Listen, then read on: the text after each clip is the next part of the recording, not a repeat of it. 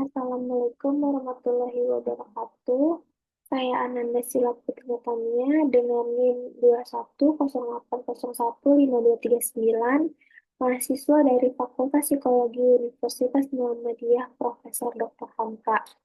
Di sini saya akan memaparkan hasil penelitian saya yang berjudul Hubungan antara regulasi diri dan compulsive buying pada generasi Z dalam konteks e-commerce.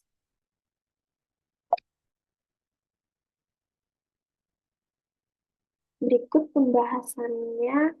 Yang pertama ada latar belakang, selanjutnya ada tujuan, manfaat, landasan teori, hipotesis, metode penelitian, dan yang terakhir ada hasil yang meliputi hasil uji validitas, uji reliabilitas, dan uji korelasi. Selanjutnya masuk ke latar belakang. Perkembangan teknologi digital telah membentuk karakteristik generasi Z yang lahir pada tahun 1997 sampai 2012 sebagai generasi yang mahir teknologi dan aktif dalam e-commerce. Pada penelitian sebelumnya, dikatakan generasi yang memiliki pengaruh besar serta aktif dalam aktivitas belanja online adalah generasi Z dan milenial.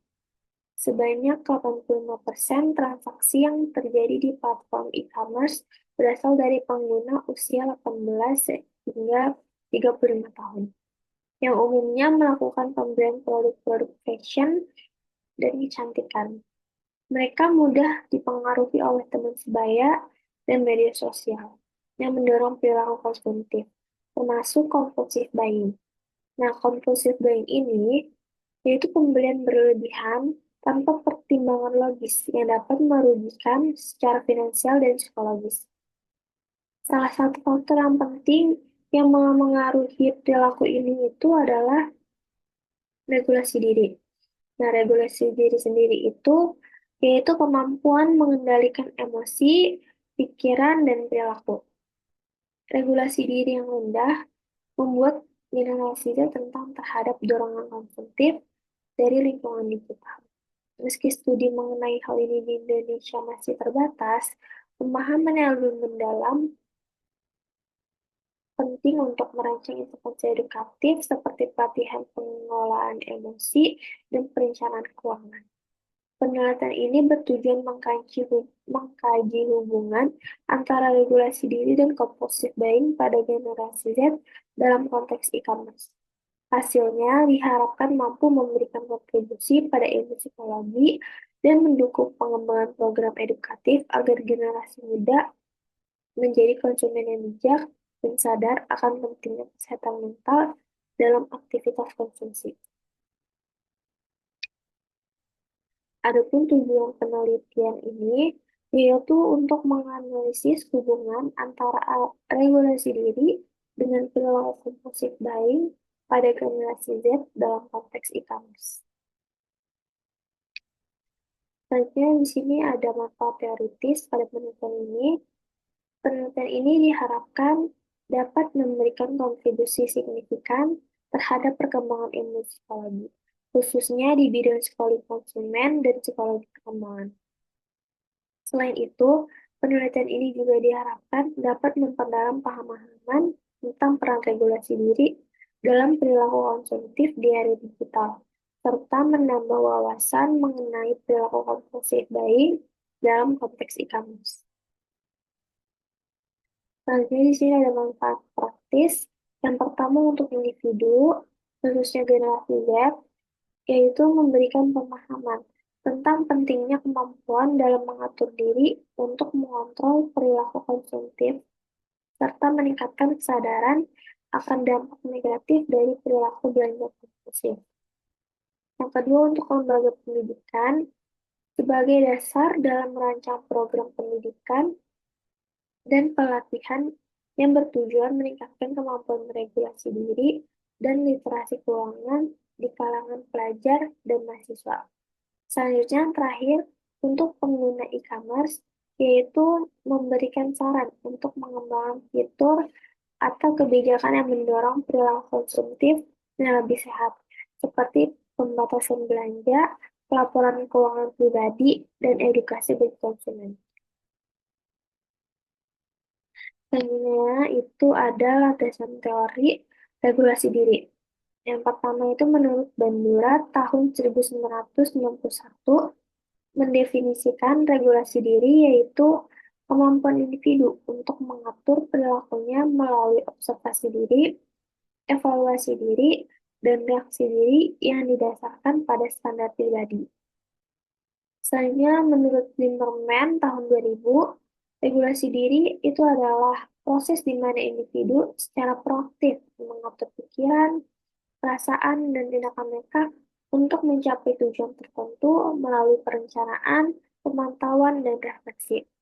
Selanjutnya ada menurut Samtok tahun 2011, mendefinisikan regulasi diri adalah kemampuan untuk mengelola emosi, pikiran, dan tindakan agar tetap fokus dan terarah pada pencapaian tujuan jangka panjang.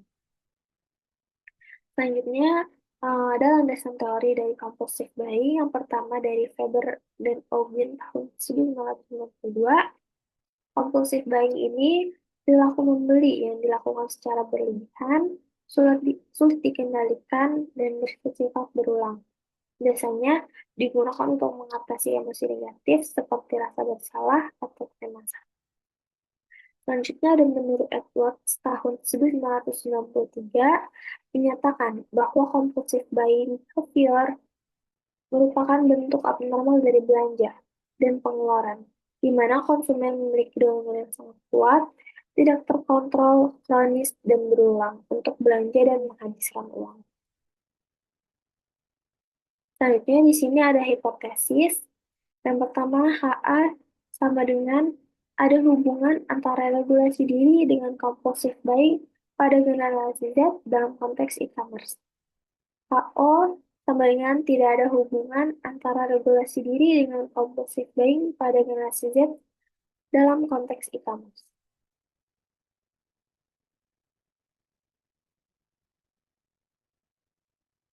Selanjutnya, di sini ada metode penelitian.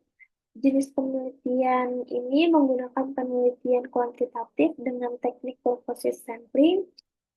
Pengumpulan datanya menggunakan kuesioner melalui GFOAM, teknik analisa data menggunakan uji korelasi dengan IBM SPSS versi 25. Sampelnya itu laki-laki dan perempuan, generasi Z, usia 13-28 tahun, berbelanja di e-commerce. Instrumen penelitian regulasi diri ini menggunakan self-regulation questionnaire oleh Picardo et al. Tahun 2014. Soalnya untuk skala composite buying itu memakai composite buying scale oleh Faber dan Ogin tahun 1992. Jumlah partisipannya ada 51 responden, terdiri dari 13 responden laki-laki dan 38 responden perempuan, dengan usia rata-rata 22 tahun, yang terdiri dari usia 15 sampai 28 tahun. Selanjutnya ada hasil analisa data, uji validitas dan reliabilitas pada regulasi diri. Di sini bisa dilihat hasil reliabilitasnya itu Cronbach alpha-nya itu 0,830.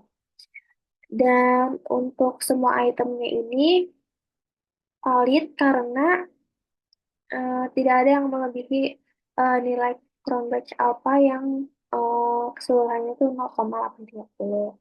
Maka dapat dikatakan alat ukur ini reliable untuk digunakan. Selanjutnya ini ada hasil analisa data, uji validitas, dan reliabilitas pada composite buying. Di sini bisa dilihat hasil Cronbach alpha-nya 0,714 dan item-itemnya ini semuanya valid karena tidak ada melebihi nilai Cronbach alpha-nya yang 0,714 ini. Maka dapat dikatakan alat ukur ini tuh reliable untuk digunakan. Selanjutnya ada hasil hipotesis sementara. pakai uji korelasi Pearson. Di sini bisa dilihat nilai signifikannya itu 0,652, yang dimana itu lebih dari 0,05, yang berarti HO diterima, yaitu sama dengan tidak ada hubungan positif signifikan antara regulasi diri dengan kompulsif buying. Berikut referensi yang saya gunakan. Terima kasih, kurang lebihnya mohon maaf. Wassalamualaikum warahmatullahi wabarakatuh.